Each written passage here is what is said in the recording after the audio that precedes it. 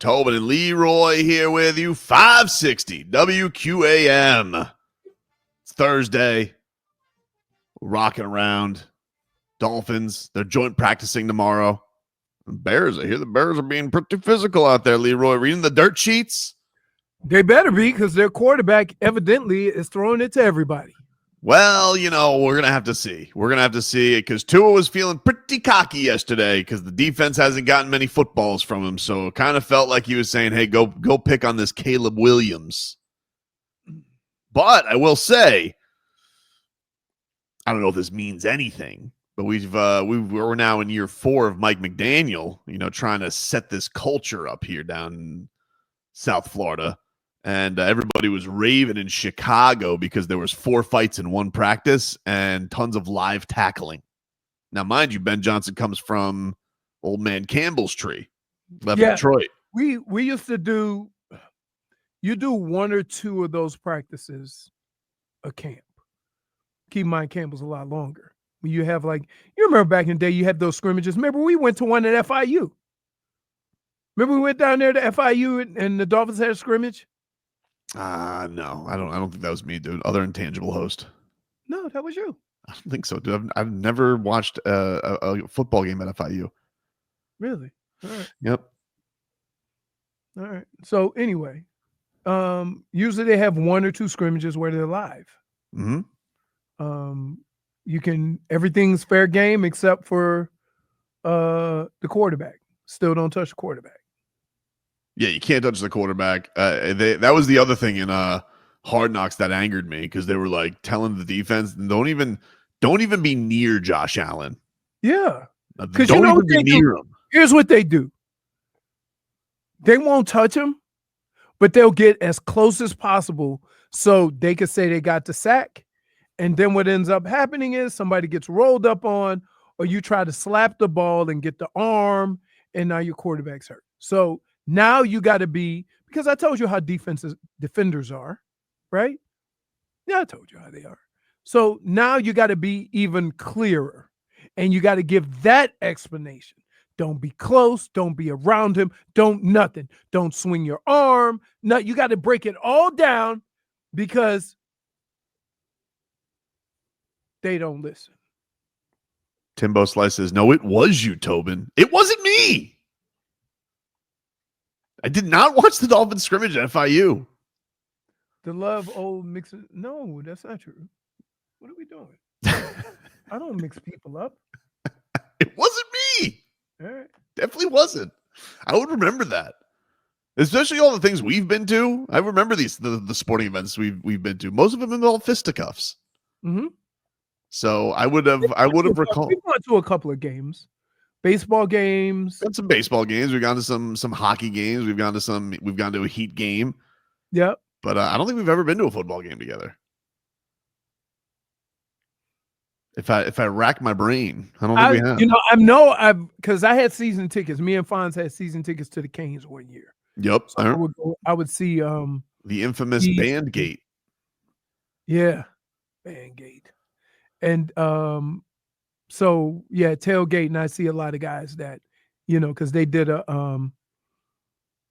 show from the stadium. I don't know. So I would say hi to those guys. Other than that, that's it. When I go to a basketball game, I go say hi to everybody. I understand. I get it. It wasn't with me.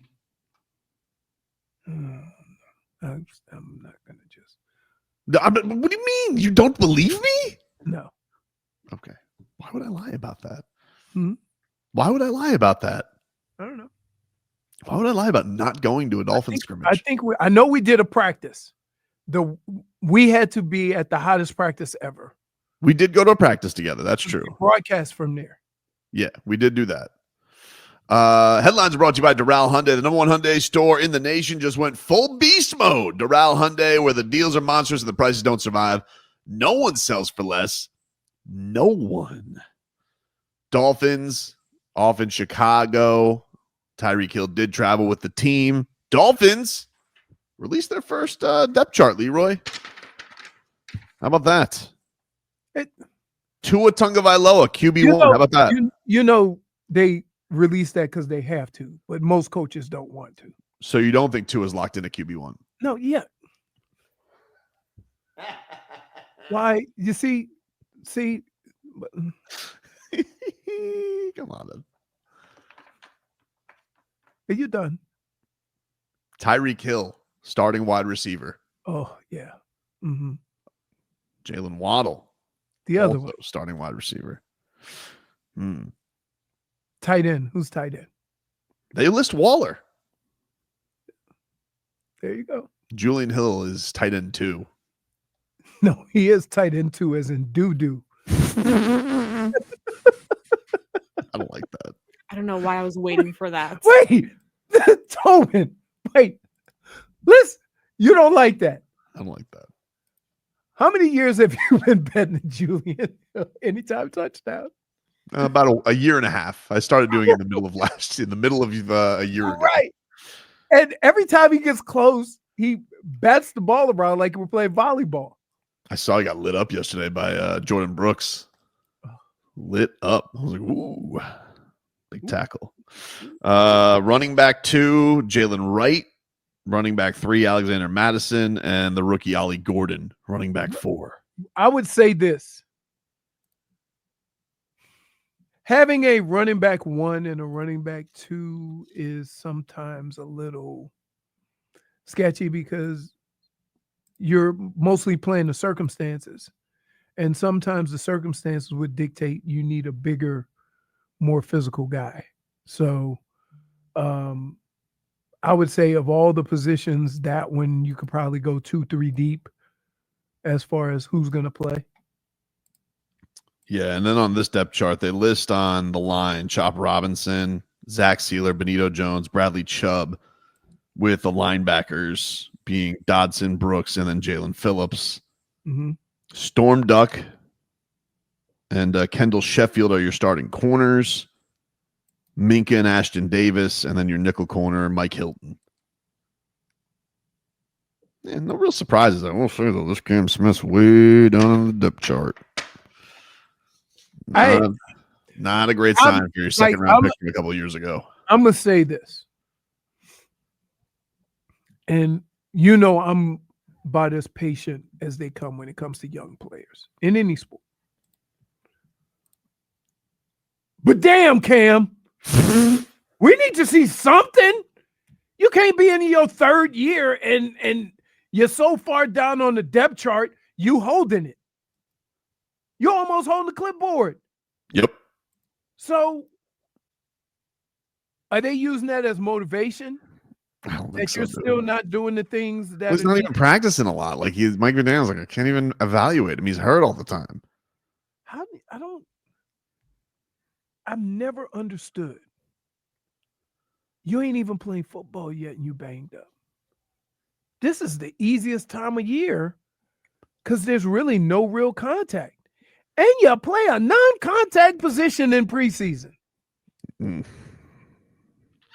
You ain't really blowing people up at cornerback. Y'all just chicken fighting and running sprints. I don't know what to tell you, dude. He is he's listed behind Jack Jones. He's listed behind Ethan Bonner. He's listed behind Ethan Bonner? Mm-hmm. Wow. Intangibles. I was listed. The biggest insult I had, I don't know whether it was motivation or not, because I ended up making a Pro Bowl that year. But they drafted, so I had a good second year, right? And then they drafted, then the next year, I had a slight tear in my knee, but I played through it. But it was a terrible year because I couldn't run. So after that year, they decided, oh, well, we're going to draft Tommy Vardell with the 9th pick. And so we went through all the process, and I was pretty big on, paying my dues because I knew that, one day I'm going to be a veteran and I'm going to get to reap the benefits of being around. The first depth chart came up. They listed Tommy Vardell in front of me. Let me just tell you. It was an ugly scene. Was that Lombardi who did that? No, Belichick. And let's just say I said some things. What'd you say? I can't tell you. Okay. But Why are you guys whispering? I The yelled secret. I yelled some things during stretch that would have liked to take back. But in fairness, I did say no disrespect. That's okay. Then you're clear. You're weird. and yeah. So and I was egged on by Metcalf Of course. and K Mac. They were like, Expect say nothing it less what than you say. Just say it. Don't be shy. Say it. If it's truth, everybody know. How did Tommy feel about that?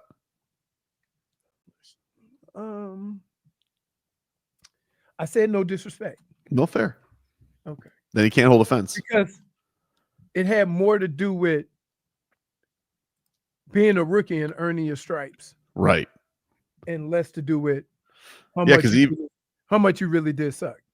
Yeah, because who's like they only got one rookie starting right now. It's Savai Nye. Because even Grant, even though defenses fluctuate, Right. but Tommy Vardell didn't know it was going to come at you, dude.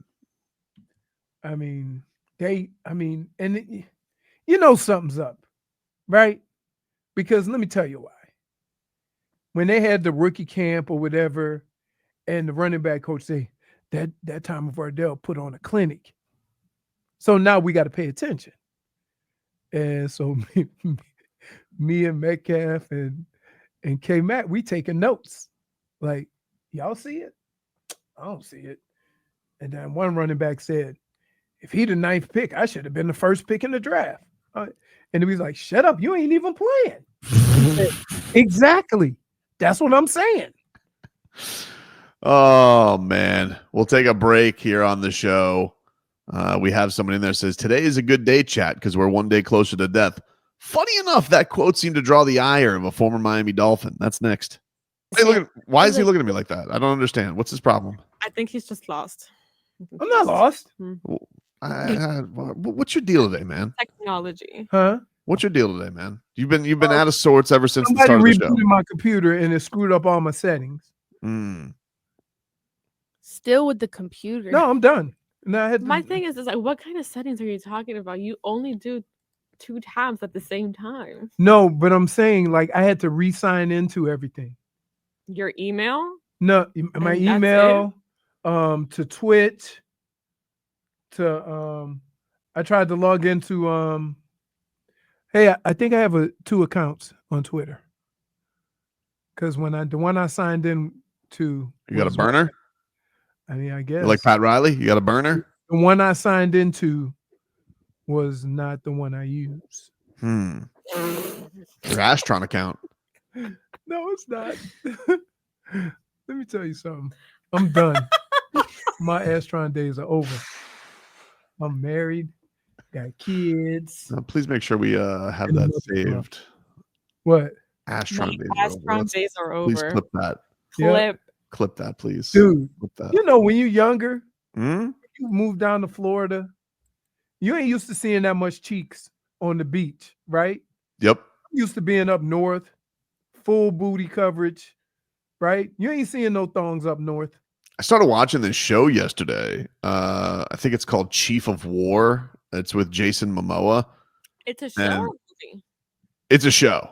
I'm sure it's like a miniseries. I don't know if they're doing like multiple seasons, but it's all the Polynesian wars back in the day, like Wars of Island. But it's a lot of Jason Momoa cheek, I gotta say, because they go loincloth and he's thonged up, dude. So, is it a good show? I mean, it's decent. I mean, I'm still trying to. I'm trying to. Oh, it's definitely better than Aquaman. Okay. Definitely better than Aquaman. But I'm trying to fill the Love Island void, and nothing's hit yet. Still have about 2 weeks for the reunion. Yeah, I got that. And this Villa show is just, it's no good. It's, I thought it was going to pop and it just hasn't. It's pretty good, but now that things have escalated, it just feels like I'm watching nothing. Nothing Well, more. If you're referring to the Janae Kenny breakup, I believe, which Look, I don't want to. I don't want to, throw any blame on Janae, but if she couldn't see that coming a mile away, I mean, she's blind as a bat. Because I could tell first episode this Kenny ain't into her. So, Which was crazy to even see. he can still go to hell. I mean, like, don't get me wrong. Saw Janae on our trip back from Vegas, Leroy. But yeah, actually we saw her to Vegas. Now that I think about it. Question. Yeah. Has any of these relationships ever worked out? So many. Some have. I mean, except probably the most famous one is Tommy Fury and Molly May. But then, which I think they're back together. They I are, saw they it are. today, this morning. she's probably doing that for her lovely daughter. But he's a dope, and he's gonna mess up again. I'm just saying, like, some of them is just like a union to get more likes. Well, that's basically what came out with this Janae Kenny thing. Is basically he got it got leaked that he was with her for clout. That's it. Because like here's the reality of it. These guys aren't interesting, and none of them are going to get their own following without being in a couple. And then as soon as they break up, bye money. It's a fact. So all of them are boring. It's just how, except for the weird animal guy, but he's the only one who's not on the show, which is why I think people dig him. Yeah, that's true. Yeah, I'm telling you, he's interested because he doesn't want to be a part of the show. That's right, because he's going to make all his animal Instagram money. Speaking of Instagram, by the way, so how about this, Leroy? You remember the other day, Mike McDaniel? It went viral because he started talking about death. Mm-hmm. He was being. A lot of people think when you talk about death, it's morbid. Yes, they do. And he was up there, and people were asking him, hey, start the press conference. You should stand corrected. Good morning. False. Great morning. Let's go. What makes this one great? Because we're another day closer to death. So that was all the rage all over the place. Yeah, I mean, I've said it over and over again. I'm on the back nine. Yeah, we're all marching closer to that. It's not like, I don't know. I never even like thought it was that big of a deal, right? He was being smart. I didn't think it was that big a deal either, but here's the problem: is when you say that, you got a chance to get Bleacher Reported. Somebody said that was a Pink Floyd reference. Whatever, it doesn't matter. That's not the we're burying the lead here. I'm just saying it went viral. Okay. Everybody ran with it. Mm-hmm. But Mike McDaniel, that quote, Bleacher Report's going to take that. They're going to put the quote and they're going to make it an Instagram post, right? Mm-hmm.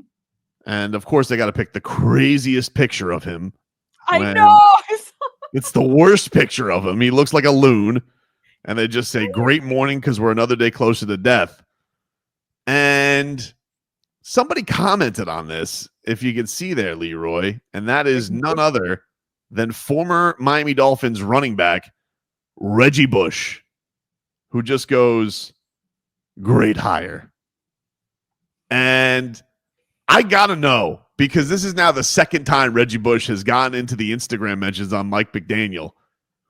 Why does he hate his ass so much? I don't know. I think sometimes there's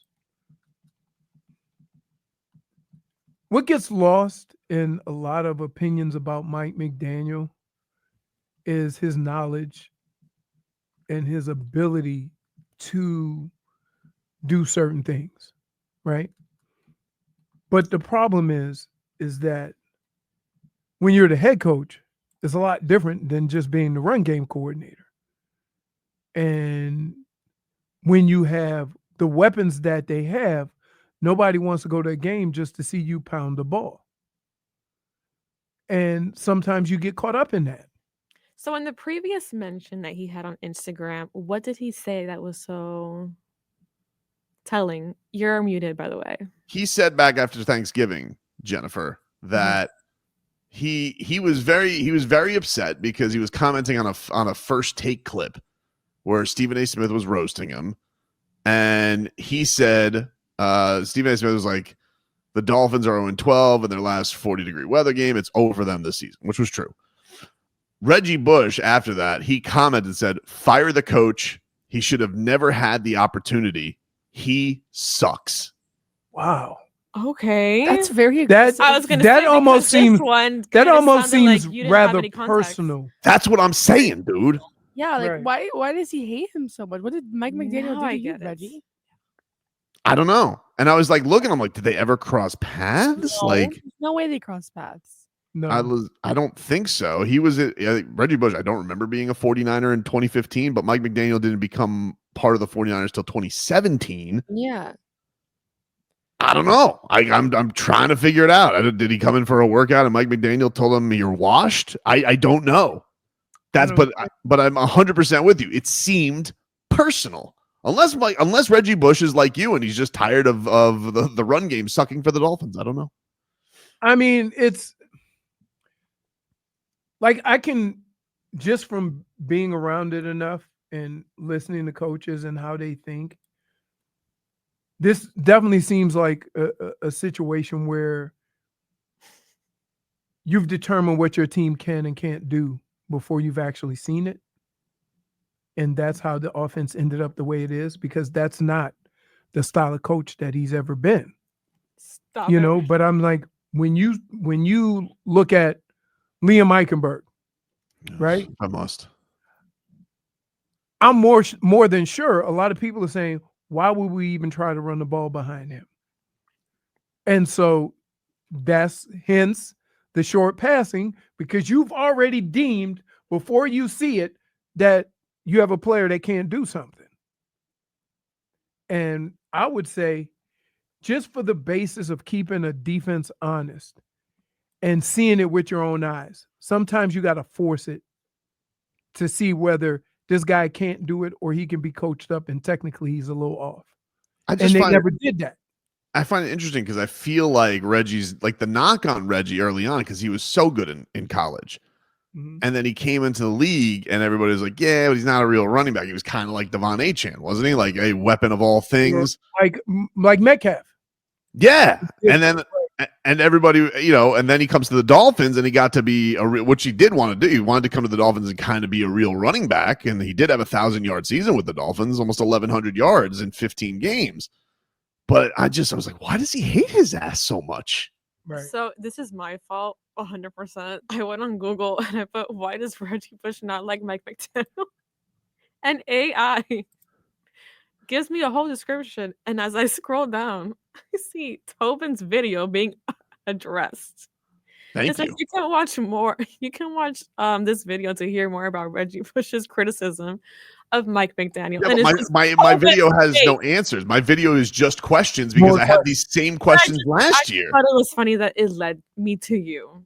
Well, I'm like, it does seem like it's coming from nowhere. Yeah, it right? says it's according like to it's just Tobin. random other side of the country guy, just all of a sudden, like they must have had some kind of interaction. Well, it says point. apparently there is no personal animosity. We don't know that. It seems like there is personal animosity. But maybe it's just, I would say, like, from the standpoint of what this team is going to be versus what it has been, this is a big spot for Mike McDaniel. Big time. Absolutely. Because for me, it has more to do with what style of football they're going to play versus how much success they're going to have in certain areas. Dade South says Reggie Bush is just saying enough of them, just like Tobin did with JJ Redick. So you just think like Dade South just sees Reggie Bush just sees Mike McDaniel on television. I'm just sick of his face. Like he's just tired of him. that's what it is. It could be. Reggie Bush could just be a football fan and just be like, I'm tired of the weird guy. Like he just doesn't get the gimmick. It's possible. Wait, we thought the coach from the Eagles was weird. Oh, Sirianni, for sure. But and then he won the Super Bowl and went to another one, and now you're like, you know what? I'm trying to figure it out, dude. I'm trying to figure out why Reggie Bush doesn't like him. Yeah, sometimes. Can we get him on the Like show? I tell my daughter, sometimes somebody's not gonna like you because you put your left shoe on first. That's it. Like people just find things to not like people. And you can't get caught up in that. If you get caught up in why does so and so not like me, they've already won. He did get his Heisman back, right? Yeah. Good. He was in the Heisman commercials. I love those commercials. I My love my favorite thing about college football coming back is those commercials. the Heisman House. Yes, Heisman I House. love the Heisman House. So good. So good. So good. So I don't like I get and keep in mind, I've been on the other side of this. Like some people look at Mike McDaniel as being weird and yet entertaining with some of the things he says, right? I was in Cleveland when they absolutely hated Bill Belichick because he said nothing and he was a boring dude. So it kind of feels like, if I may, I don't mean to connect dots here. It feels a little bit like Reggie Bush to Mike McDaniel is a little like Leroy Horde to Aaron Rodgers. You know what? No, that did cross It my feels mind. a little like that. That did cross my mind. But I have never attacked Aaron Rodgers like that. Right? Name something I said about Aaron Rodgers that was not true. That's probably what There's so much in the archives I'd have to dive into. I need to do a research project on it to bring all the data. That he has lost big time playoff games with more weapons than he won the Super Bowl with. Why do we think that at 40 plus years old that he's going to help a team do anything? Do you think like Mike McDaniel one time heckled him when like USC played like Colorado State when he was a wee lad? I don't know. He never forgot it. I'm just very confused. You know what? I've never had a grudge like that with coaches. Like I don't know. I just want to know if it's real hate or just sports hate. That's what I want to know. That sounds real, dude. Sounds real. That doesn't like he just when you do sports hate, it usually comes with a chuckle or a smiley emoji or a LOL. You know what I mean? He ain't putting nothing. No, you're a polarizing person in Reggie Bush. Like you're posting that because you know people are going to see it. Like you want people to know how much you hate him. No, he's he's got a lot of fame and notoriety. Of course, exactly. He's like, of course, his comment's going to go right to the top on Instagram, and he's going to get, what did he get? Like at this point, I think he's up to like thousands of likes on this, so everyone's going to see that. But this one definitely is more like snarky, like great hire. But if you know I would say this. Sometimes good coaches or guys who can coach, it takes them a while to organize everything and nobody has the time for all that. So let me be clear. Like, as much as I say Mike McDaniel's a good coach, if he don't get the team where not playing the type of football that you have hope in the future that can win, then he's not going to be here. Right? And we won't care about the quirkiness or whatever. But I do believe that he's a good enough coach that he can kind of turn it around. No, I just think it's interesting cross because it does feel like, I don't know, like I feel like Reggie Bush all the time, but in the NFL, I feel like people thought he was kind of a little bit too much razzle dazzle than real running back. Was that not like the knock and why he wasn't as good a player? Put it this way. He was a good player, but he wasn't like what everybody thought he was going to be in college. What is he, the number 2 overall pick? No, I think he was 3rd? 2 or 3. Because that was the Vince Young draft. Here's what I would say. I would say that Reggie Bush was like Michael Beasley. Yeah. In that you knew he had talent. Ahead of his time. But no, right. Like he was like the first true Debo Samuel, where you could put him anywhere in your offense and just use him to create mismatches or whatever. And people tried to put him in one spot. And Debo Samuel loves Mike McDaniel. Right. Weird.